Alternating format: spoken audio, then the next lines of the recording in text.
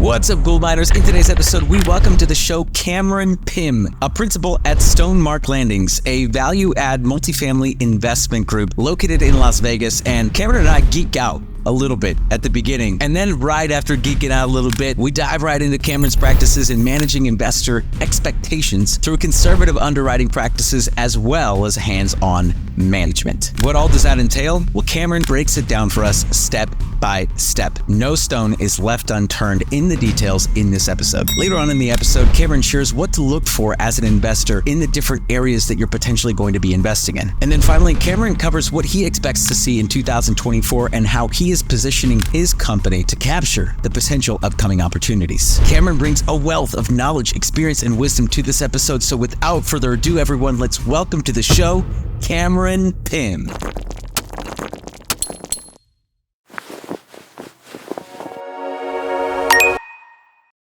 Cameron, welcome to the Gould Mine. Thank you, Danny. Happy to be here. Appreciate the invite. Absolutely, man. Well, you know, I've been seeing some of the stuff online. Obviously, you've been on some shows.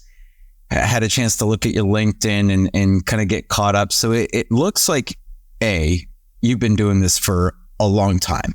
B, it looks like you've had quite the path into what you're doing right now. And so I'd love for you to kind of take us on the journey, you know, where it all began and how you got to where you are today, because obviously like one doesn't get to where you are without, a lot of steps. So I'd love to hear the journey for myself and for everyone back at home. Sure. My real estate journey started working with local investors and developers in Atlanta. Really got a great education. I'd say a master's or PhD from, the leaders in those local industries. Learn the ins and outs of how they structured deals, how they operated them post-closing.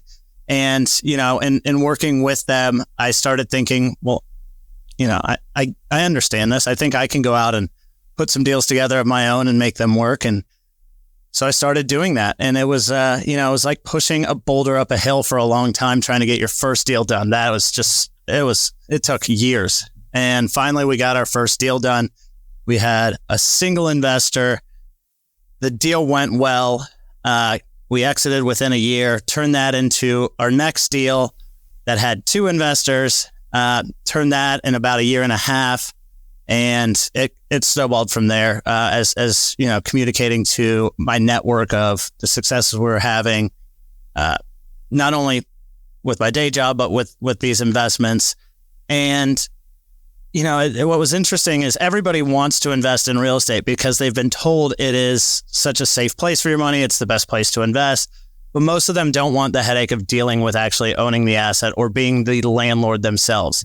The late night calls, along the line of late night calls, even as a more professional and established shop now, we all know that the issues that are coming up are not coming up 9 to 5 when you have on-site staff. The issues come up after everybody's gone home for the evening or the weekend. And those are the calls where you're trying to bring your team in, on-call staff to resolve the issues. So, we took that on for our friends and family and then scaled that up into the next step was working with some family offices and local family offices, and then doing joint ventures with some local groups that were established. And, we had great success, continued success. One of the secrets to that, I think, was one, under-promising on returns and expectations, having enough that people are excited to invest and want to do it. Yeah. But then exceeding their expectations so that you are the positive topic of conversation at dinner or cocktail parties. And so, we've certainly done that. Yeah. We're very proud that we've never lost investor money. And I think that goes to our conservative underwriting nature, as well as our hands-on asset management approach. So let's just dive right into it. When you talk about conservative underwriting, because here's the thing, right? Like, dude, I can't tell you how many times I've heard that, right? It's like, oh, we have a conservative underwriting and like we're super hands-on. Everyone says that. Let's talk details here, right? So conservative underwriting, what is it about your underwriting, or what do you do specifically when you're analyzing these properties to hedge and to create a conservative output? Yeah, there's a number of inputs to a pro forma that drastically influence the outcome of an investment. It's your purchase price. It's your cost of CapEx. It's the time frame it takes to do CapEx. It's your projected stabilized rents, your OpEx, and then your exit cap. And so within all of those inputs, we can influence pretty much all of those with the exception of your exit cap. And so what we want to do is pad those that we have control over and even pad the exit cap, which I'll talk about in a second. But for example, if I think that our stabilized renovated rents are $1,500 a month, I'm probably going to model $1,400. On the CapEx side of things, we're going to take the highest bid. We're also going to add a contingency to it. And then we're also going to add time to the timeline that was proposed or in the bid. Because when has a construction project ever actually delivered on time, right? And so your delivery of things, how long it takes, how long you're floating in construction debt, all of those things have a significant impact into available cash and the success of your project. And then as you're looking at your liquidity event, whether that's the plan is to refinance or to sell, that exit cap is a huge influence on the success of a deal. 100%. And so we typically like to underwrite for the worst case scenario and show an expansion in cap rate, even if, for example, nowadays, maybe cap rates come down if interest rates come down, but I still think it's prudent to show that an expanding cap rate. And if it doesn't, and the deal still works, and cap rates are either stay the same or compress, you've really done well, and your investors are going to be very happy. You've hit a home run on that one. Right. But the reality is that nothing ever goes to plan, particularly with real estate and value add real estate at that. So having all of these conservative estimates in place kind of give you a margin of error that allows you to still achieve your model returns. So when we talk about conservative underwriting, we talk about like the projections that you're, and by the way, I totally agree. Like, especially on the exit cap, I mean, that can make or break a deal, right? Like, you underwrite too aggressively there, and all of a sudden, you're losing money, right? So, because yeah, exactly. You're writing a check to get out of the deal. Yeah. So with the conservative underwriting, are you basing your LPIRR off of the conservative underwriting models, or are you using like a blend of like conservative and like best case scenario? Or what are you using the conservative model for? Is it mostly to hedge and make sure like, hey, if shit really hits the fan, are we still like in the green? Is it like for that, or is it to like kind of walk me through what the thought process is there? Yeah, there's certainly that. What's the worst case scenario that, what are your break even scenarios? And we have sensitivities built into our model between occupancy, cap rates, et cetera. But what we are showing investors is a conservative estimate of what we think. Really, we think it's going to be, call it a project level IRR of 25%. But what we're showing our investors, and we know that it'll still hit their return criteria, is probably a 20 to 22 project level IRR. And so that creates an added cushion for things to go wrong, whether they are within or out of our control. Yeah, that makes sense. So that's really high level stuff, right? So there might be someone that's like sitting back at home like, what is going on here? What are they talking about? Well, this is what happens when you get two guys that enjoy this shit, and we're going to nerd out for a little bit here. All right. Me and you, Cam, we're going to have some fun today. That's right. I love it. And we'll keep it high level. So I'm curious, right? Because I know that like your target asset class right now, and correct me if I'm wrong, by the way, but the target investment that you're looking for is some sort of distressed multifamily that you can reposition in the marketplace. Yeah, that's right. And in the past, what it's been has been maybe it's a C to B minus asset that we can reposition to a B plus with an eye towards what we call working class achievable. A lot of others may just call that workforce housing, but really, we're serving the backbones of our community, those that are working in healthcare, education, service providers, some of which are renters by choice. And we tend to, we want to be very close to employment and entertainment hubs. We buy an underpositioned asset and then bring it up to its potential where people feel proud to live there. And there's a stickiness for those, whether they're renters, there's plenty of other options in many markets, or, maybe they are looking at a home, but they're happy with where they're living. And then, maybe they put that purchase off for a little bit, just wait to see what happens. Right. So we tend to do a design focused renovation that looks a little different than kind of the standard that everybody else is doing. And it tends to have the same finishes as an A-class high-rise, perhaps even down the street. It's just several $100s or more less a month to the renter. So I think the other potential opportunity that's coming up, and it depends on what happens with all these maturing loans and how the banks handle it and their ability to be forgiving, is to buy some really high quality assets, way below replacement cost, that may be a lighter value add, or there's a value add component, but perhaps we're stepping up into the B plus A minus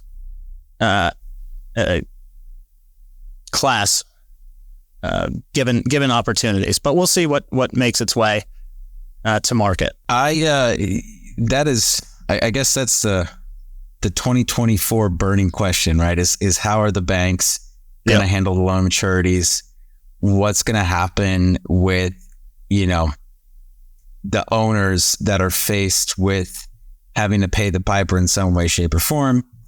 And it's, I've heard a variety of different opinions on this. Let's go to the extreme. Let's say that the banks handle it, I guess, in a way in which buyers would be the beneficiaries. What's the game plan there, right? Like, how are you approaching that? Are you going straight to the banks? You have relationships, obviously, with some banks. How are you going to navigate that to put yourself in the best position to get these deals? Yeah, it's a mixed bag. It's definitely going to the lenders, but it's also going to sellers that we think may have an issue achieving a refinance without having to put equity in. So we're kind of hitting it from both ends, and how we're sourcing that is also a mixed bag. It's through our existing relationships with lenders, servicers, other sponsors, perhaps investors that have told us there's some distressed assets out there, or the sponsors themselves.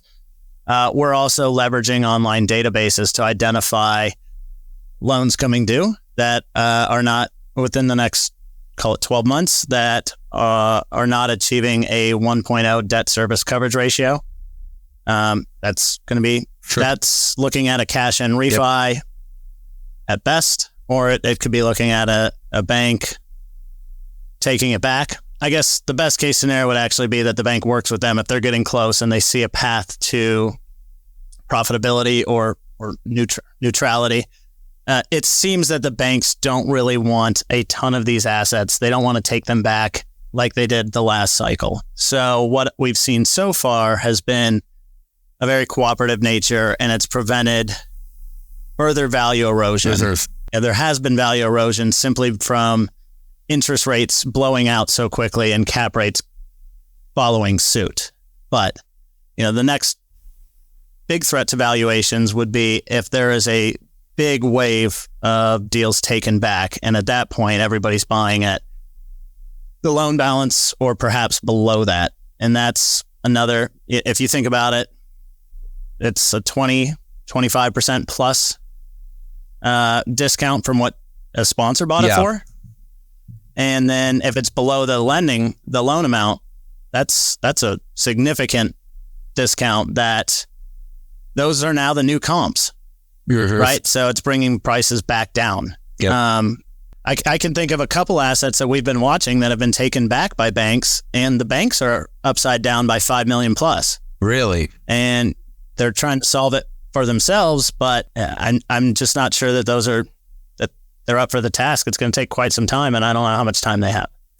So, we're waiting in the wings saying, hi, we're still here. We're the right buyer for you. You know us. This is our bread and butter, and we'd love to take it off your hands, but it's got to be at the right price. Sure. There's been a lot of speculation. I mean, this whole last year, I kept saying it. It's like almost every week. It's like the next 18 to 24 months, the next 18 to 24 months, the next 18 to 24 months. That was 6 months ago.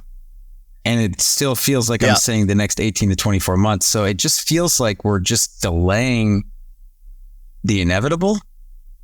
Are we? Very well could be. Or, there's two scenarios I was thinking of that fixes this. One is, if given enough time, then the values do catch up with these aggressive underwriting, but it's going to take more time, years.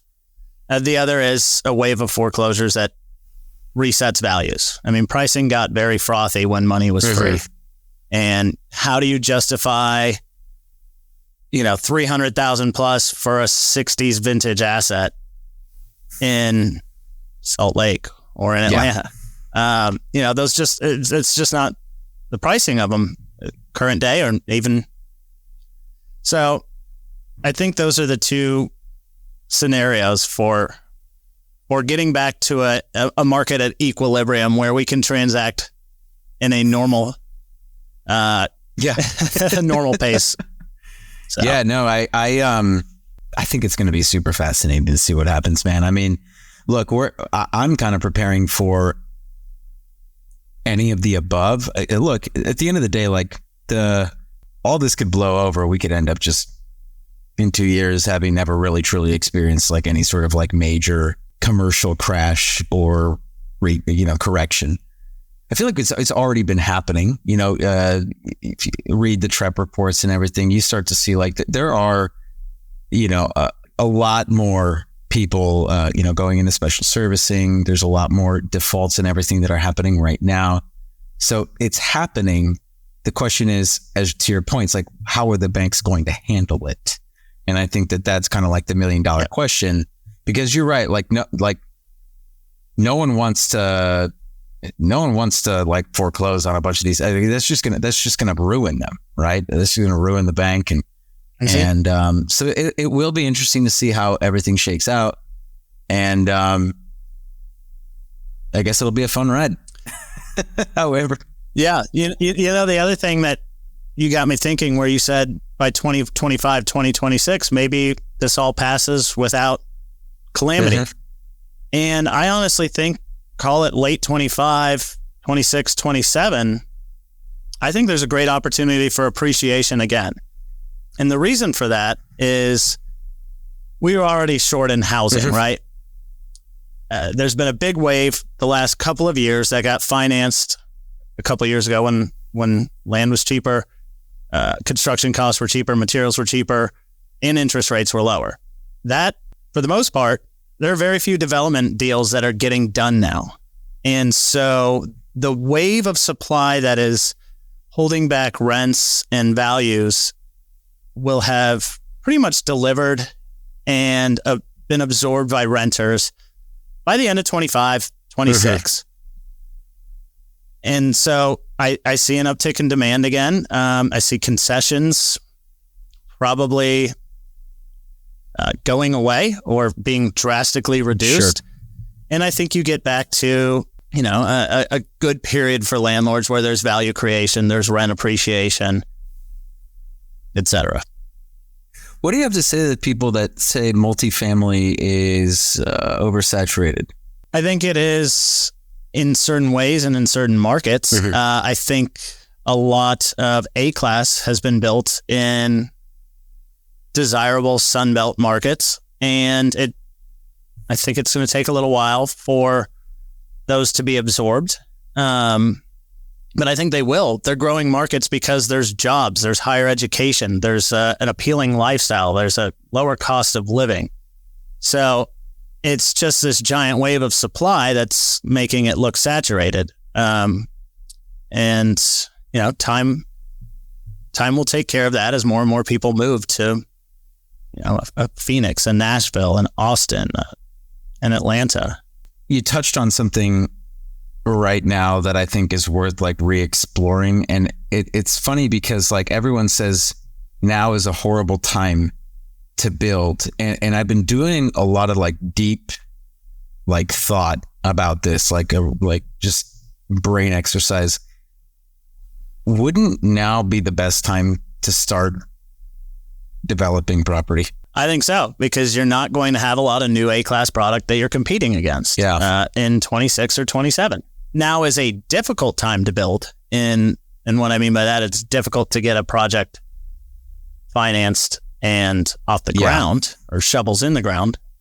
But yeah, there's a lot of people that there's a whole strategy of building into either a recession or, a downtime in construction. And there's a lot of favorable variables that come with that.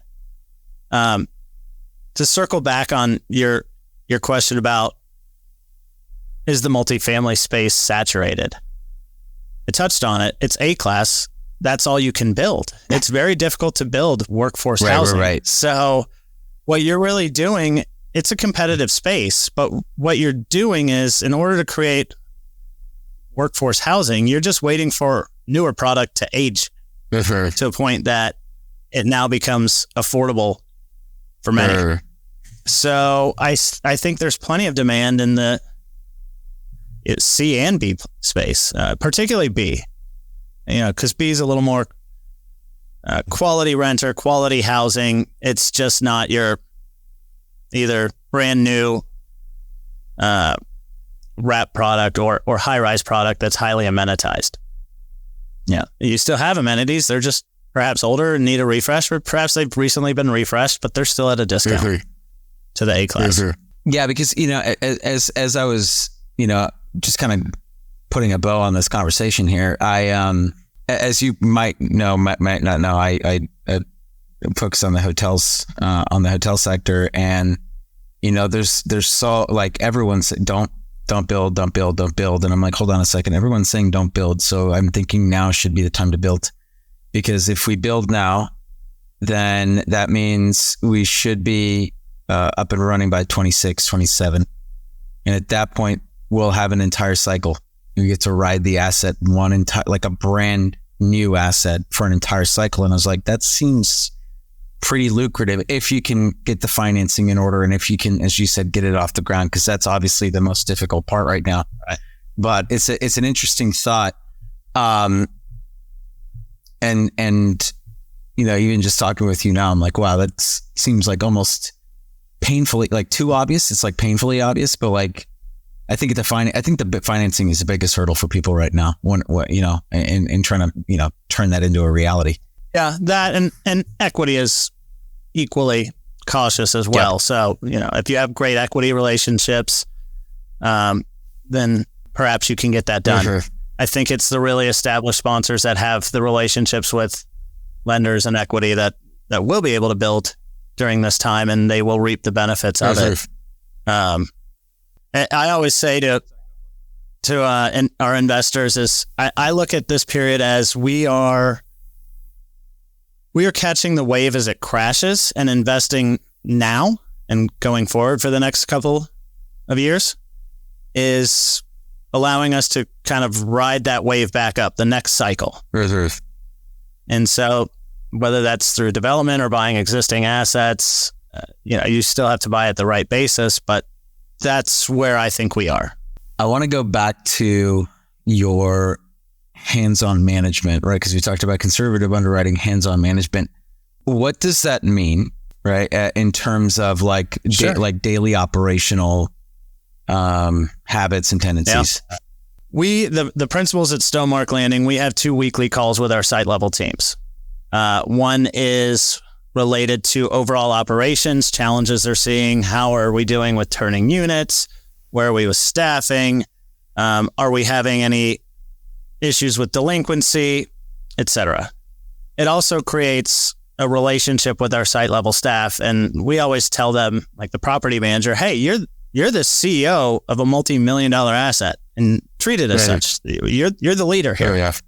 You're leading a team, and your property manager and your maintenance supervisor, they drive a lot of value for an apartment asset. You can have an exceptional buy, but if you have a subpar team, that asset quickly follows suit. So, we do that. We also have a weekly pricing call where we're talking with our property manager and leasing team, as well as the pricing team, where we're understanding our comps. We're understanding which way is pricing going. Are there concessions creeping in the market? What's overall market occupancy, and what does this tool say to do with pricing? And we're not just blindly following that tool. We're following our own intuition. We're taking cues from our site level team, who's giving us feedback on what they're seeing in the market, what prospects are saying as it relates to pricing or concessions, or perhaps the product as a whole, and things that could be improved.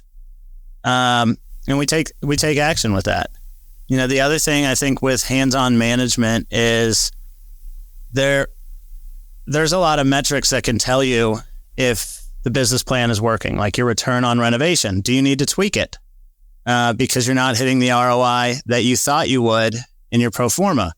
Or could we still hit that ROI, but by, maybe we don't need a certain feature that costs more, or there's a more cost-effective way of doing that maybe it just wasn't valued in the market and you don't need to spend that money to get that rent.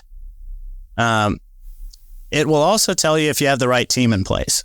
Are turns happening within the prescribed time frame? How quickly are you turning renovation units? Do those units look presentable when prospects come through? What is your lead to lease ratio? So you're spending all this money marketing. Is it hitting the right target market? Or is the market not getting what they expected from what they saw online when they meet the on-site team, or when they see the product? Is it not clean? There's a lot of things that can tell you from afar if things are working well or if they're not. And those are the things that we focus on to ensure that our assets are running smoothly.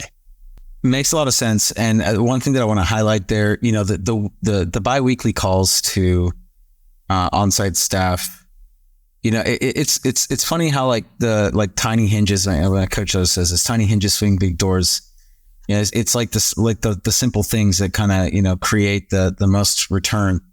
And I would have to imagine that even that consistent presence just keeps everyone on task, right? Like if the absent owner is gonna, if you do a once a month kind of call, like they're gonna show up once a month, right? But if you're showing up every week, twice a week, like it keeps the train moving. I would have to imagine. Yeah, that's right. And having regular site visits where, sometimes people have been there a long time. They turn a blind eye to certain things. And so you're saying, what's going on with this? Dead plant material in the planters, or when's the last time the grass was cut? Are we on top of our landscaper? One of the most recent acquisition we bought, be it 14, 16 months ago, those were the opportunities that we saw. They were operational opportunities because the presentation that if I showed up as a prospective renter, I would immediately think that this place is run down and it isn't warranted for the price that they were asking. And those are the things that we love to buy, the assets, the deals that are underpositioned, and it doesn't take a huge investment in some of those things to move the needle. It's just paying attention and holding teams accountable. Yep. Also training your team to look through your eyes and explaining to them how saving $2,000 a month, how that affects the value. A lot of times site teams, property managers aren't necessarily aware as to how a $24,000 a year savings at a 6 cap affects your overall value. And it's eye-opening to them. And they're going, wow, I can really affect value here. So interesting. I think there's just a lot of collaboration that can be done to ensure success. That's a really good point. And actually, I think for anyone who's, either a sponsor, GP, or you just manage or own your own properties, like, I think that is a really great nugget there that you should kind of tuck away. It's interesting. One of my business coaches encouraged me to open up my P&L to my employees, because for years I like literally would just kind of, the kimono, right? Like no one could see underneath the kimono. It's weird what happens right when you let people see inside the kimono, because all of a sudden you can have more transparent conversations with them. You can keep it real. That's right. And when you can keep it real, and then also point to things in the P&L, like, hey, this is what, you influence this, and this, and that's what impacts our bottom line, whether it be on the revenue side of things or on the expense side of things. The truth is that a lot of these people, a lot of employees, we know, but they don't know. And if we don't tell them, so that makes a lot of sense to me, man. That makes a lot of sense to me. And I think that's smart. Yeah. Well, it also aligns you as to the why, right? It's not just do it because I say so. It's do it because this is why. This is how we extract value. This is why NOI is so important. This is why we tie your bonus to NOI. It's not just being, a greedy landlord, as some people like to label landlords. This is how you affect value for your investors. 100%. And when your bonus is tied to NOI, it affects value for yourself too. Yeah. So. Well, also, I think like an added thing there that might not be so obvious to people is that, when you're running, whether it be a multifamily or, hotels or whatever you're running, and you have employees that are directly responsible for the management and for the operation of the asset, it's like, if you do a good job, you're not just, if you do a good job as a leader, you're actually not just like helping them understand like how they're driving revenue or how they're driving like the value of the property. You're also teaching them like basic business principles that maybe a lot of them don't like have no awareness of beforehand, and like that translates. Like I would imagine, I don't know, I'm just like spitballing with you here, Cameron, but like I would imagine that like some of your people have gone off and like, bought their own investment properties and things like that, probably because of the hands-on like direct mentorship that you gave them that like got them to understand and think about things in a different way. Yeah. And I mean, that's the best compliment, right? Is that you've actually been able to launch somebody else's career different than they thought they were doing, or maybe they wanted to, but you were able to contribute to their success and their growth as a professional and potentially a person as well. I love that. And on that same topic, let's talk about, people that kind of transitioning into investing, or people that want to get involved and have not done it before. How would you recommend that someone get their start? If they're newer to real estate investing in general, what would your recommendation be? I would consume all information you can. And there is so much information now, whether that's podcasts like this, courses on YouTube, as far as, how do you underwrite a deal? How do you evaluate that? What are valuations? I would read investment books. I would go to meetups. I would find mentors in the space of where I want to be and ask them if I could buy them lunch. And before you step into investing, I think you really need to understand what you're getting into and be able to ask the right questions. I think you want to be able to, whether you're the sponsor or just an LP, I think you've got to be able to underwrite the deal yourself and understand it. Do these rent comps make sense? Do the sales comps make sense? Not just the sales comp at acquisition, but where are we trying to get to? Are there comps that support that? So I think, education is key. And then taking action. You cannot wait for the right time because there's never the right time. It is never convenient to start a business or start investing on your own. It's just either you want to do it or you don't. I can tell you, I wish I figured out how to get it done sooner. I certainly tried to. Like I said, I was pushing that boulder up a hill to get my first deal done. But there are great benefits to being a real estate investor from a professional standpoint, from a tax benefit standpoint, and from just the freedom within your personal life and flexibility. You have investments all over the U.S. Yeah. Yes. Well, we've invested from the East Coast to the West Coast out to Las Vegas. Our current holdings are in Atlanta and Charleston. Okay.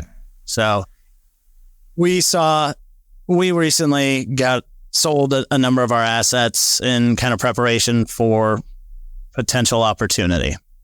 And that not only freed up capital, but it also freed up our time to focus on the acquisitions of new great assets. Love it.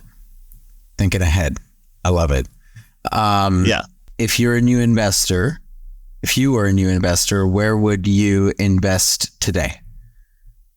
Would it be Atlanta? Would it be Charleston? Or would it be somewhere else? I think you have to invest in a market that you understand. So maybe that's geographically, or maybe you've taken the time to research a market that you perhaps don't live in, but you like, all the metrics that make sense for you, right? But Sunbelt, both Atlanta and Charleston are great markets to be in.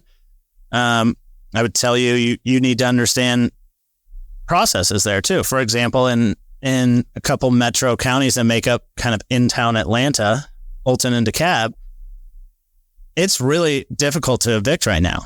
I mean, you're talking 12 months plus, not because of a change in law, but just because of how backed up these courts are. And so you have to approach a deal with caution, knowing that bad debt is not going to get that much better because these tenants know it as well. On the flip side, if you go to Charleston, somebody doesn't pay rent, it takes 30, 45 days, right?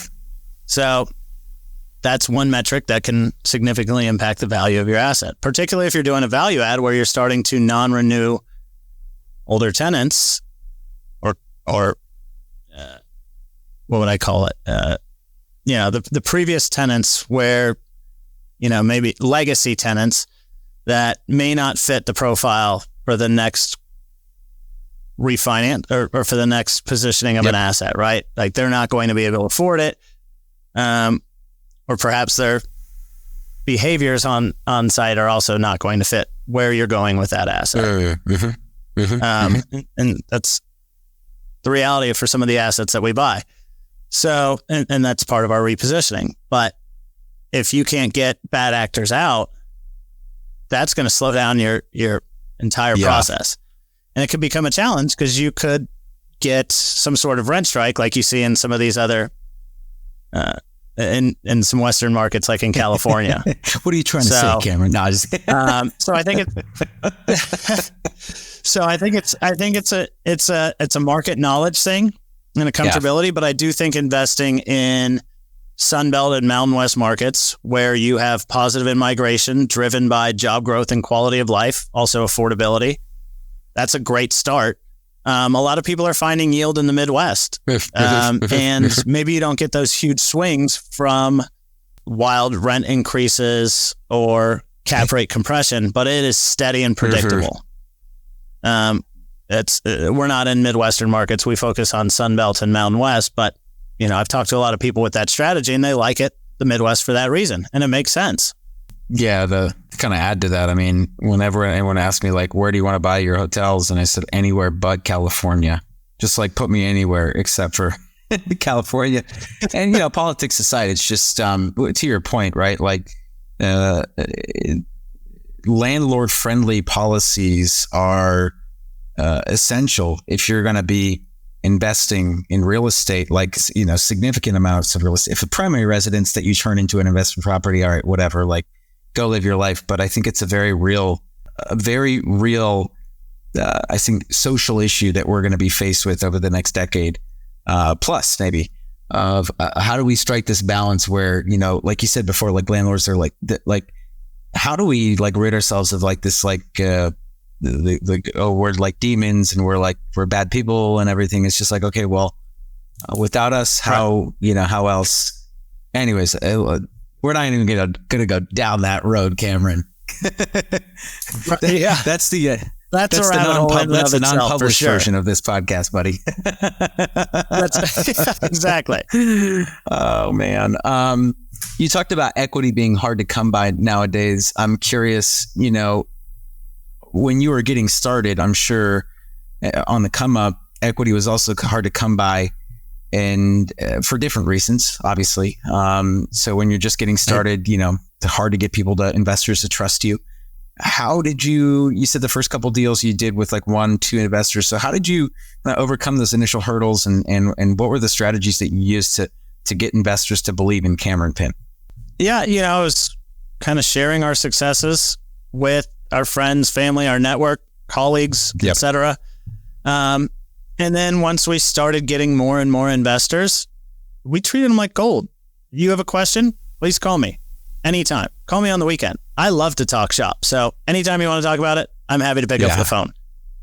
You know, I think it's having regular communication, monthly updates as to where you are, showing the progress if you're doing renovations, photo progress, having more robust quarterly updates. But a lot of it is communication and building trust and a willingness to listen and answer questions. I mean, I've had people approach me to invest, and it's scary when it's not in my control, right? And I do that plenty of times, but it's a really nice reminder for me that this may not be every day for somebody, and it's a big step to write somebody a check, whether that's $25,000 or $1 million, right? They're putting a lot of trust in you. So I think you need to always remember that somebody has believed in you. They're investing just as much in you as they're investing in the asset. Yeah. And that's true for retail investors, like a friend or a family member. And it's also true for private equity firms. They want to see your track record, who you are. They want to talk to you. They want to understand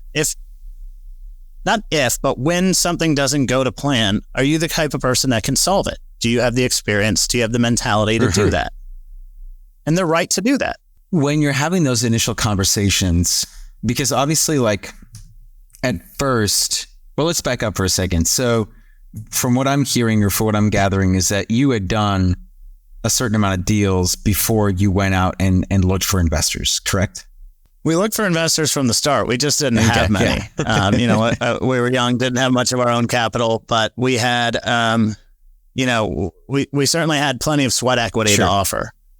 And since then, we've grown, and we always invest alongside our investors. So if it hurts for us, if it hurts for our investors, it's going to hurt for us too. But now it's investing alongside them. And now the challenge is, it's not so much finding the investors anymore. I think there's plenty of dry powder on the sidelines with private equity and family offices. It's finding the right deals now, because now those are few and far between. Yeah, that's true. It's when there's plenty of deals, not a lot of capital. When there's not a lot of capital, there's plenty of deals. Makes sense. So just a quick side note here, question is, are you primarily running a fund model now at your firm, or is it now more, or are you doing like more syndicated deals versus fund? Like how do you structure your deals? Yeah, we raised a co-GP fund to kind of keep our retail investors involved with us and growing with us. It also allows us to scale up if there's a huge wave of opportunities that come up due to debt maturities, like we had been talking about. And then we're going to pair that with family office, private equity, and the LP position. Gotcha. And what we realized, we had the realization at NMHC, the start of 2023, is there's a lot of money on the sidelines waiting for the right opportunity.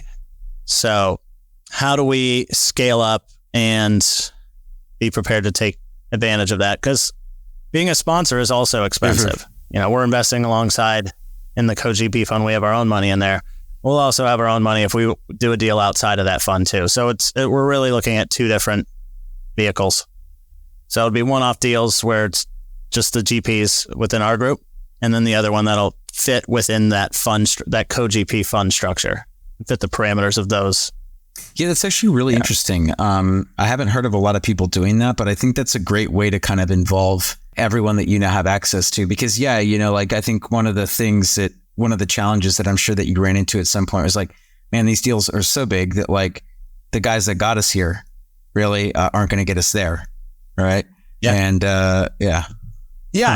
it's a way to keep them investing with somebody that they know and trust. I like that. And I wouldn't want to outgrow them. Yeah. Right. That's brilliant, man. I really like that idea. And it's actually something that I had been thinking about too, is like, hey, like when this happens, right? How are you going to keep people involved? That's actually a really awesome idea. So, that's great. Well, if you ever need a roadmap for that, feel free to call me. We've done the brain damage on it. So happy to be a resource. Appreciate that, brother. Appreciate that. We're coming up on time here, so I want to make sure that we touch on some a couple of last minute points here. Correct me if I'm wrong. I could be totally off base here, but I recall you saying on a podcast, or remember hearing you on a podcast saying that you target properties that you can buy at a 20% discount. Am I wrong, or is that something that you said? We certainly do that, but we also look for rents to be about the in-place rents to be at a 20% discount to where we think we can get our renovated rents. Okay. In addition to that, in our working class achievable model, we're looking to get those renovated or stabilized rents. We're very mindful of what the median household income is for the area. And so we want it to be within what the realm of just general financial planning affordability is. So your cost of housing should not exceed 30% of your household income. So we're mindful about that our rent's in there, and that they're also at a 25% discount to what a monthly mortgage cost would be. And so that's proven to be robust for us, where there's plenty of demand and we're getting quality tenants, and there's a stickiness to it. Yeah, that's great, and that makes a lot of sense, right? Because you're kind of you're baking in the upside by making sure, like, hey, like, you're baking in the returns by making sure that there's enough upside on the deal. So that makes a lot of sense to me. And how have you sourced these deals in the past? Like maybe the last few years have been difficult, but like before that, how are you sourcing these types of deals? Real estate is a contact sport. And what I mean by that is you need to be contacting your network, and that's local brokers, local sponsors, property management companies, investors, lenders. You never know where somebody's going to find a deal for you. Hey, this guy's looking at selling it, wants to move off of it quickly. We've also leveraged online platforms. You mentioned TREP earlier. We're identifying those that probably need to sell before their debt comes due, or are seriously considering it right now. They're staring it down because the debt service coverage ratio is below 1, or they have a rate cap expiring, which is going to be very expensive. So it's all of that. Yeah, it makes sense. And yeah, I mean, like it's funny. I was at a hotel conference earlier this week, and I was talking to one of the brokers, and she's doing a lot of deals. And I asked her, I was like, hey, like, how are you finding these deals? And she's like, literally like just cold calling all day. And I was like, you guys still do that? Like, it's 2024, dude. You still cold call? But yeah, she's like, yeah, of course. Like, how else are you going to build a relationship? Makes sense. Yeah. Makes sense. Exactly. Yeah. That's how you get directly to the source. Or if somebody's on the fence, like, there you go. Right. So. And is another interesting thought there too, is like, at least for her, is, hey, the sellers are buyers too. So, there's always multiple ways to look at it. And, I think that's, she's dialing for dollars. Sure is. She sure is. So what are your plans for 2024? What are you seeing in the market right now, Cam? And what are your plans to take advantage of the opportunities that 24 presents? Yeah, I think there's a renewed optimism, whether that's some of these maturities come on, maybe there's some rate cuts, maybe people are ready to transact because that bid-ask spread has compressed. But I think I'm not alone in saying this, that there's a more optimism this year that some more deals will get done. I think people are looking towards the second half of the year for that to happen, just to see how things play out. And also that's when a lot of debt maturities from the first wave of cheap money come up. So we're constantly looking for the right deals. And we're fortunate that we are not in any bad deals where we're trying to plug holes right now. So we can really focus on our acquisition strategy, finding the right deals, and building the right relationships to get those done. Yeah, that's awesome, man. And it's interesting to hear you say that, like, the second half of this year. I'm just, playing devil's advocate here. It's an election year. And typically, second half of the year, we start to see people pump the brakes on everything because they don't know what's going on. So, how do you see that playing into the mix? With like politics aside, right? Like, how do you see all that playing into the mix? Yeah, that could certainly throw a wrench into things. And I have a buddy who kind of gave him the same spiel, and that was his response: is but there's an election, and if that's the case, I guess we just keep turning over stones and hope that we find something great within it. If not, we'll be patient. So you don't ever want to be stuck in a bad deal. And I think that's very important to remember. As antsy as we may get, I'm a deal guy, so I've been a little bit bored with the lack of activity going on. But it's been a great opportunity to be a good father and husband. So I have some more time to spend at home. Hey man, I love that. I love that. So, well, in traditional Gould Mine fashion, Cameron, let's have you leave the audience with one final gold nugget. Yeah, it's along the lines of what I just said. The best deal is the bad deal you didn't do. Oof, that's a good one. Mic drop. Yeah. Mic drop. I love that, man. Yeah. Thank you. Oh, gosh. Well, hey, it's been a pleasure, Cameron. Lots of really insightful information that you shared. So thanks so much for stopping by. And next time I'm in Vegas, I'm going to stop by and see you. Please do. Thank you for having me. Take care.